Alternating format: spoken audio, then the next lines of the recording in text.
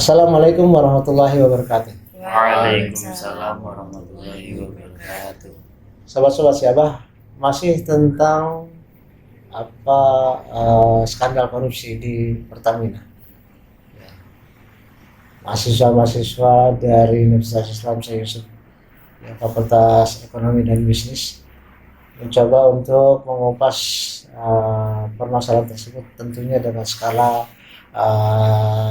pemikiran mereka sendiri, pendapat mereka sendiri. Yang intinya adalah saya ingin membawa mereka supaya terbiasa untuk mahasiswa mampu melihat permasalahan yang ada dalam masyarakat, terutama kasus-kasus yang trending. Kemudian mencoba melihat letak masalah, memahami bagaimana persoalan sebenarnya, mencari akar masalahnya, dan pada akhirnya kita mencoba mendiskusikan apa sih kira-kira jalan keluar yang sebaiknya bisa diambil supaya masalah tersebut bisa ditanggulangi dan di masa depan bisa juga diantisipasi, jangan sampai terulang lagi. Itu tujuannya ya. Oke, jadi dalam sesi yang kedua ini ada teman-teman dari UNIS. Perkenalkan diri, siapa namanya? Nama saya Virus Darel Gading Risandi. Oke. Dan nama saya Zahid Maftuh. Nama saya Intan Aulia. Oke. Saya tentu selaku pengampu mata kuliah hukum bisnis ya. Jadi dalam kesempatan kali ini kita akan mencoba menelaah kasus-kasus bisnis, khususnya tentang skandal Pertamina. Oke, saya persilakan untuk dimulai. Jadi kasus Pertamina ini kan sangat merugikan negara ya kan, Bang. Jadi solusi apa sih, Bang, yang harusnya Abah, yang menurut Abah bisa menghindari kasus Pertamina itu? Oh, saya justru coba maunya dengar dari kalian. Gimana Mas kamu? Kalau menurut saya pribadi ya, Bah. Tadi apa sih? Solusinya. Ya. Solusi yang dari korupsi Pertamina. Menurut saya itu solusinya ya harus dihukum jelas sih sebenarnya. Kayak apa sih namanya itu? Korupsi ini udah banyak banget bertebaran di Indonesia kan? Iya. Salah satu kan Pertamina ini. Nah itu tuh solusi bagi saya harus buat dihukum jelas gitu. Menurut kita? Kalau menurut saya harus mendapatkan hukuman yang apa ya? Setara, Bang. Karena minimal 20 tahun lah. Lebih. Ataupun mati. Iya, benar. Enggak, begini, kalau kita lihat satu permasalahan, untuk mencari solusinya tentu kita berangkat dari identifikasi masalah yang sudah kita lakukan. Timbulnya masalah itu titiknya apa aja, ya kan? Baru kemudian hal itu kita usulkan untuk dibenahi, gitu loh. Kalau cuma orang bunuh, ya itu kemungkinan nanti akan ada lagi yang baru, ya kan? Iya. Nah, sekarang hukum penjara 20 tahun, nanti ada lagi yang baru. Tapi titik-titik masalah, titik-titik yang menjadi kebocoran yang sudah kita diskusikan pada sesi pertama, itu yang harus dipampet, gitu loh. Itu yang harus ditanggulangi dengan harapan itu sebagai suatu tindakan tindakan kuratif, pengobatan ya. Nah kemudian efek jerahnya pada pelaku yang sudah terlanjur baru mau kita hukum berat. Tapi kalau kita tidak memperhatikan bocor-bocornya masalah, tetap saja akan ada yang baru lagi. Menurut kamu identifikasi masalah ini apa? Tadi kan sudah kita diskusikan tuh, sebabkan ini, sebabkan itu, sebabkan ini gitu. Kalau menurut saya yang bisa diambil ya, Bang, dari diskusi sebelumnya itu dikurangi Apaan dihindari orang-orang seperti itu. Dicari tahu beluk-beluknya. Beluk-beluk itu kayak Kokok beluk kali. permasalahan. Iya, permasalahannya. Bukan. Timbul tadi kan sudah kita bilang, kamu sendiri yang bilang bahwa pertama masalah impornya, Iya, masalah impornya. ya kan? Berarti kan ya, bagaimana caranya supaya kita tidak impor lagi, ya kan?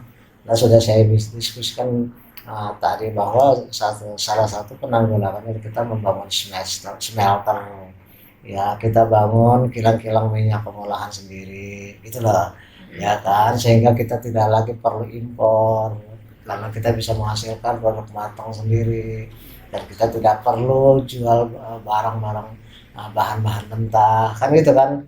Nah, berarti satu solusi yang pertama adalah ya kita bangun smelter untuk pengolahan minyak dari bahan mentah menjadi bahan jadi kan gitu, sehingga kita tidak perlu lagi melakukan impor dari negara lain yang menghabiskan devisa kita. Itu menghukum orang paling gampang ya. Jadi yang ini tuh jadi ini kita memang pada akhirnya pelakunya harus dihukum berat, tapi kan akar masalahnya tidak tertutup kalau cuma begitu kan, cuma menghukum orangnya doang. Apa ya kedua tadi? Yang kedua, membuka lapangan kerja. Membuka lapangan kerja, apa ada hubungannya membuka lapangan kerja dengan kasus Pertamina? Enggak sih bang. Nggak ada, Nggak ada menurut saya. nggak ada tuh katanya. Apa hubungan? Tapi kan tadi kan Itu kaitannya membangun smelter untuk menampung lapangan kerja, membuka lapangan kerja, tapi dalam kasus Pertamina for next-nya itu nggak ada kaitannya. Iya. Apa buka lapangan kerja untuk jual minyak clearingnya minyak gitu, bukan gitu kan. Artinya apa hubungannya dengan ini lapangan kerja? Apalagi Kalau menurut saya adanya apa namanya call center kayak nomor pengaduan gitu, tempat pengaduan pasti harus ada. Gunanya apa? buat Pertamina pasti punya call center. Tapi gunanya apa? darurat mungkin bang. Darurat apa? Misalnya kita emang ada masalah gitu bang, ataupun ya pokoknya masalah deh. Nah call center itu buat kayak darurat gitu bang. Kita misalnya nelpon yang call center tersebut, nah itu tuh buat mempersalin yang darurat gitu. Itu kasus-kasus kecil. Nggak mungkin sampai yang nilainya bertriliunan. Sampai jutaan, miliaran, enggak. Cuman halo, ini saya takarannya kurang. Iya. Kan Tapi gitu. kan call center itu emang lambat juga prosesnya bang. Nah, iya, tapi ya bisa lah, tapi kurang signifikan apa. Tentunya yang paling penting adalah seleksi untuk para pengurus direksi dan sebagainya itu harus benar-benar orang yang qualified, orang-orang yang bisa dipercaya gitu loh. Ya kan. Jangan sampai kita melihara calon-calon maling kan gitu kan, calon-calon perampok harta rakyat. Berarti seleksinya harus benar-beneran. Sebab waktu dilantik juga mereka, demi Allah saya bersumpah. Kan pada waktu dia disumpahin doang. Akhirnya kan benar-benar disumpahin masyarakat, mampus lu gitu kan. Iya, kurang ajar lu. Uang rakyat dimakan begitu banyaknya kan, sampai triliunan, ya kan. Nah, tapi orang sekarang kan aduh, lebih takut dimiskinkan ketimbang dihukum mati. Kamu bilang tadi hukum mati aja, itu nggak menjamin. Nggak takut orang hukum mati. Tapi kan mungkin ada efek jerahnya kali bang, yang buat kayak yang lain yang untuk pengen ngikutin korupsi juga. Iya, tapi mereka juga akan gitu, nggak apa-apa gue mati, yang penting anak gue pada sejahtera. Iya kan, nanti cucu gue pada sejahtera, rupanya punya harta, nggak apa-apa. Sebagai kepala keluarga saya berkorban. Kan begitu, sok pahlawan kan.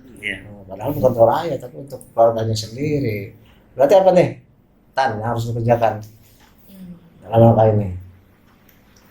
Harus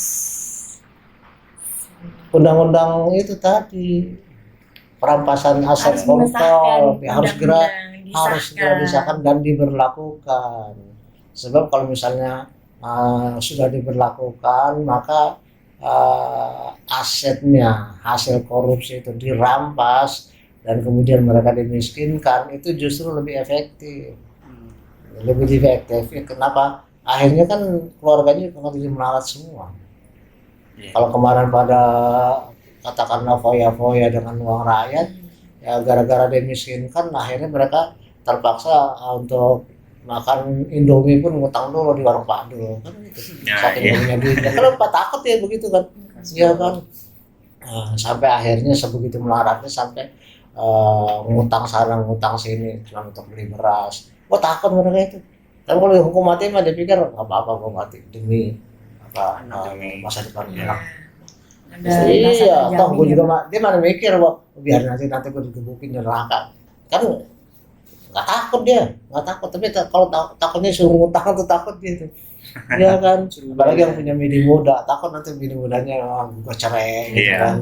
Anak-anaknya ya, kemudian jadi ngelawan sama orang tuanya karena nggak punya duit lagi. Iya betul. Ya, itu dia takut ya kondisi seperti itu. Jadi saran kita penanggulangan pertama, yang pertama adalah kita bangun smelter atau semester mulu, smelter untuk supaya bisa mengolah bahan mentah menjadi bahan jadi dan mengurangi ketergantungan kita pada ekspor. Yang kedua itu kita harus tegas dalam menseleksi calon-calon para pengurus, calon direksi. Kemudian yang ketiga apa tadi kita segera mensahkan undang-undang perampasan aset koruptor. Terus apa lagi yang bisa kita usulkan? Menurut kamu apa? Ya sih penjagaan gitu, penjagaan dari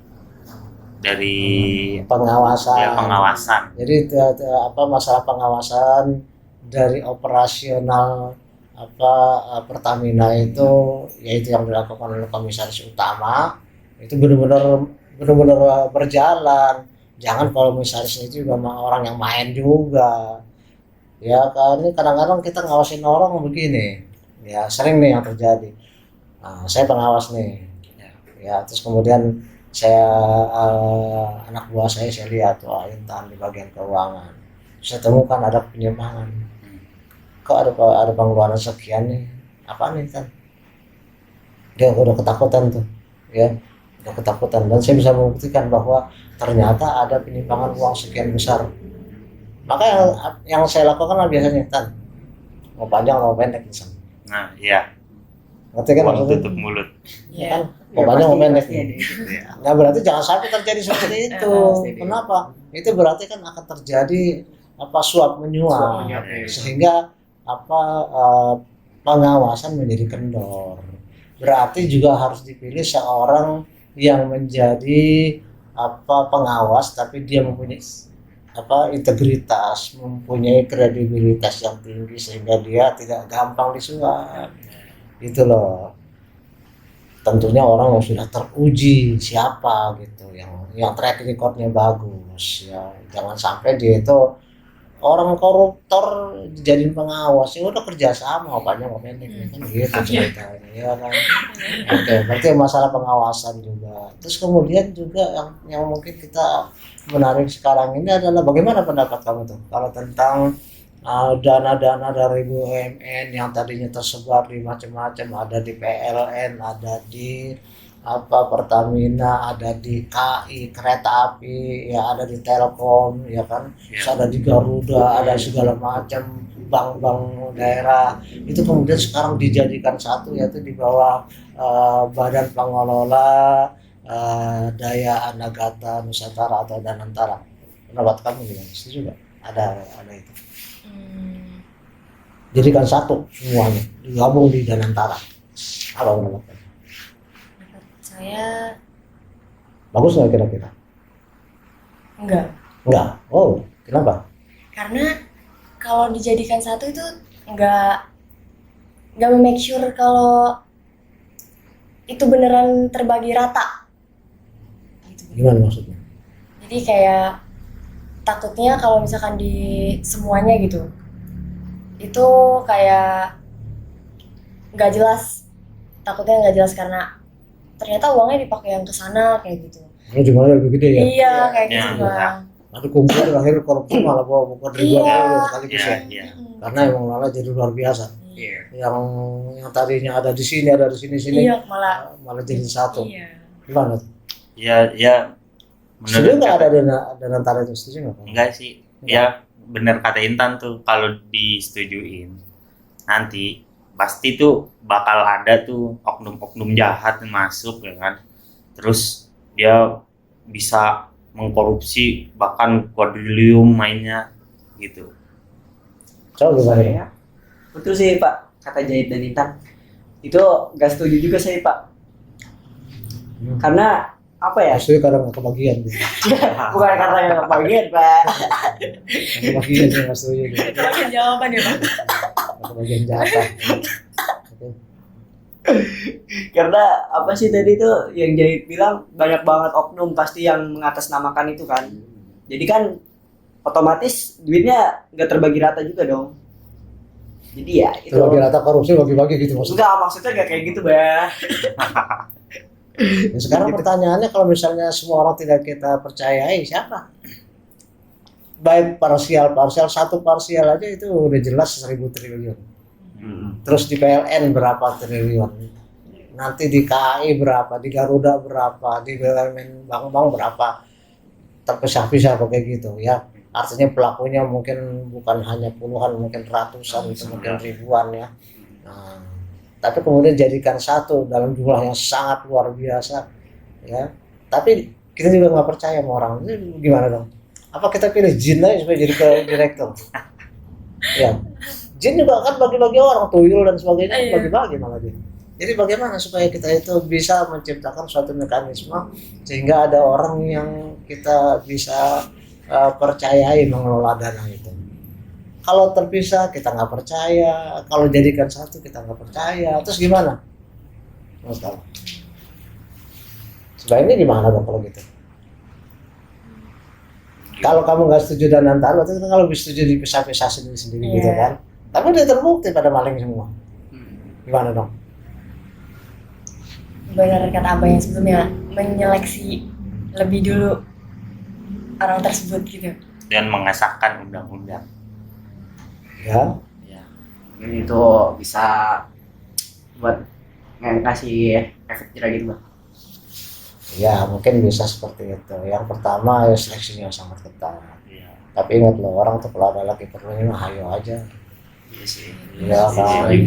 Kalau saya bersumpah demi Allah, itu kan begitu biasanya. Nggak menjamin ya Pak. Ya kayak kamu bilang pacar kamu, demi cintaku padamu. Iya, gila. Aduh, ke guruku ikut dengan. Padahal disuruh antar ke Teluk Naga aja ogah. Gerimis katanya. Padahal dia bilang ke guru pun ikut ya. Itu sebelum dapet tuh. Ya, jadi kalau misalnya lagi masa pacaran kan pacar kesenggol gitu, apa kesandung, aduh sayang kenapa gitu kan, kenapa sih gitu ya. Terus juga ditiup-tiup kakinya. Coba kalau udah nikah, mata lo kemana? Aduh. Nggak beda ya Pak. Iya, Beda. begitu nikah yo. Jalan nggak pakai mata. Jalan nggak ke kota. Mata lo kemana gitu kan? Berarti kayak gitu. Kadang-kadang orang waktu disumpah ya iyalah ini. Giliran Manis udah, orang soalnya, ngelihat Bang. orang ngelihat begitu banyak duit ya otomatis matanya silo, matanya hijau ya. Aduh, apalagi kemudian sistemnya masih memungkinkan. Berarti pembenahannya nggak antara ini nggak pembenahan sistem. Bagaimana sistem pelaporan? Bukan hanya orang tapi sistem juga dibenahi. Sistem pelaporan ya kan, terus sistem penyimpanan uang, sistem penyetoraan ke negara, sistem keterbukaan transparansi anggaran. Nah itu ya. Terus kemudian tambah lagi dengan perampasan aset. Kalau mereka ternyata terbukti, yang berikutnya kali ada hukuman yang berat gitu. Nah kalau seperti itu, insya Allah akan lebih baik. Ada tahapan-tahapannya untuk melakukan pembenahan gitu kan ya. Kan kita tidak hanya berhenti pada penghukuman, tapi juga harus berfokus kepada prevensi, jangan sampai di masa depan hal yang sama akan terulang lagi dengan kualitas yang makin lama makin tinggi, artinya makin berani gitu loh. Kalau dulu kan orang paling jutaan korupsi, terus sekarang jadi miliar, sekarang triliunan kan gila-gilaan, makin lama makin parah gitu. Kalau dulu katanya zaman Pak Harto dulu ada korupsi, tapi itu hanya terjadi di eksekutif, yang lain-lain nggak berdaya semuanya karena Pak Harto mungkin dengan tangan besi. Tapi begitu Pak Harto lengser malah korupsinya di semua lini. Kamu yakin bahwa dana desa yang 1 miliar per tahun tuh nggak dikorup? Kan tiap desa dikasih tuh. pembangunan 1 tahun 1 miliar untuk setiap desa. Benar tuh untuk pembangunan desa. Belum tentu. Belum tentu, iya, Pak. Nah, iya berarti kan juga harus ada dilakukan pengawasan terhadap itu uang-uang. Makanya kan berlomba-lomba jadi kepala kades. Iya. Iya kan? Makanya itu Lampung gua Makanya jalan Wah, dari tahun ke tahun belum banget begitu-begitu aja nggak Iya, dipeduliin, maksudnya. tapi duitnya jalan terus kan. Iya. Oh, jadi sekarang ini memang gimana ya di Indonesia ini korupsi udah benar-benar merajalela. iya sih. Ya Iya sih. artinya makanya kemudian kamu belajar yang benar ya supaya kamu besok nanti ya bukan malah melanjutkan korup sama aja bohong kamu. Iya, nanti malah lebih parah Iya lagi. lagi, bahaya ya, Pak. Bahaya banget itu korupsi gitu. Buang jauh-jauh. Ya karena ngomong di dapat soalnya. Kalau dapat beda lagi. Kalau Belum jangan. terlalu banyak ya, Iya Pak. bang, nggak terlalu banyak. Kalau kamu paling banyak goceng. Iya. Kasih jajan orang tua paling 20.000. Iya. Gimana kalau kamu banyak duit sekeliling kamu 20 miliar? Atau saja kalau uang 1 miliar aja saya nggak pernah lihat langsung. Boro-boro yang triliunan, 1 miliar nggak pernah saya lihat langsung. Oh berapa banyak sih? Gitu kan. 1 miliar itu kalau dibeliin Indomie berapa banyak? Banyak banget. Jadi Banyak banget, Pak. dibeliin sotomi gitu. Makan.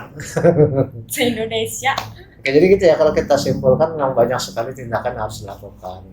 Ya, karena kita berpacu mengarah kepada suatu perbaikan yang titiknya banyak sekali. Ibarat ember itu bocornya ini banyak banget. Ya. Ya, kalau bocornya udah kagak bisa ditanggulangi buang lah embernya itu kan gitu ya. Berarti tindakan terakhirnya adalah ya efek jerak untuk pelakunya, sistemnya juga harus diperbaiki dan hartanya yang dia ambil juga harus dirampas. Ya, kemudian juga harus dilakukan pembangunan untuk menghentikan ketergantungan impor, yaitu dengan membangun kilang-kilang minyak, mengolah bahan mentah menjadi bahan jadi sehingga kita tidak perlu lagi beli dari luar. Iya. Oke, saya kira begitu aja. Mungkin bisa ditutup, silakan. Tapi sebelum itu kan undang-undang ya. Lihat undang-undang pasal 2 ayat 1 itu kan berbunyi Undang-undang apa nih? undang-undang tentang tindak pidana korupsi. Terus Ya. Ayat 2 pasal 2 ayat 1. Ya kan? Itu minimal penjara tuh paling minimal tuh 4 tahun dan paling maksimal tuh 20 tahun. Itu gimana tuh? itu kan dilihat dari bentuk kejahatannya apa. Artinya suatu hukuman itu ya untuk tiap kejahatan beda-beda lah. Iya sih. Ada pembunuhan, katakanlah dari pidana ya, ada pembunuhan yang tidak disengaja, ada pembunuhan yang memang disengaja, ada pembunuhan yang dengan bersekongkol kan itu kan.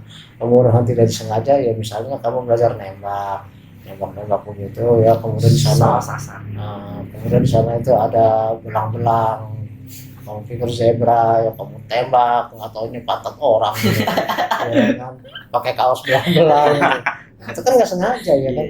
Nah, atau kamu mengemudi mobil tapi kemudian remnya dol ya, remnya los kan, kamu nabrak orang banyak kan nggak sengaja, itu tetap aja dihukum meskipun kamu tidak sengaja gitu kan. Tapi kan akan beda misalnya kamu katakanlah niat untuk mencuri ke rumah orang tapi kemudian orang ini bangun, akhirnya karena kamu takut ketahuan orangnya kamu bunuh, kan beda lagi kan. Sama-sama bunuh kan beda kan. Atau kamu misalnya kamu lihat pacar kamu selingkuh gitu ya, lalu kemudian kamu merencanakan untuk tanggal sekian nih nanti pacar saya akan undang, terus kemudian habis makan itu kamu kasih racun, kan beda lagi kan. Sudah direncanakan. Iya sudah direncanakan, apalagi kemudian rencana itu kemudian bersekongkol sama orang lain, sama-sama kerjasama membunuh, kan beda lagi gitu. Ya, jadi hukuman 4 tahun dan sebagainya itu tergantung apa kejahatannya. Ya terhadap korupsi saya pikir ya bisa aja dihukum mati, kenapa enggak gitu. Cuman persoalan yang kita bicarakan tadi, hukuman mati bagi pelaku apakah itu merupakan salah satu-satunya jalan untuk menanggulangi kebocoran. Kalau kita ambil praktek di negara yang lain, misalnya di Cina atau di Korea Utara, itu hukuman untuk para koruptor mau ini banget, sadis banget ya, bunuh mati langsung. Tapi mereka juga tahu bukan hanya masalah pembunuhan, bukan hanya masalah hukuman yang dilakukan, pembenahan sistem. Pasti diperketat ya Mas. Iya, pembenahan sistem, pembenahan pengawasan, pemilihan orang yang lebih benar gitu kan, perampasan harta yang udah diambil dan sebagainya itu. Jadi ada keterkaitan satu tindakan dengan tindakan lain, bukan hanya satu-satunya itu orang aja dibunuh, enggak. Percuma kalau begitu mah. Apalagi orang sekarang kan lebih takut miskin daripada takut mati-matiin. Begitu ya. Masih ada lagi nggak? Udah, cukup. Cukup aja kamu mah. Cukup Abu. Baik, dengan demikian kita bisa sudahi diskusi kita kali ini. Silakan bisa ditutup. Baik, terima kasih dari kami kelompok terakhir kita, Sesi kedua. dan ini sesi keduanya. Baik, cukup sekian. Mohon maaf apabila ada kesalahan kata. Wassalamualaikum warahmatullahi wabarakatuh. Waalaikumsalam.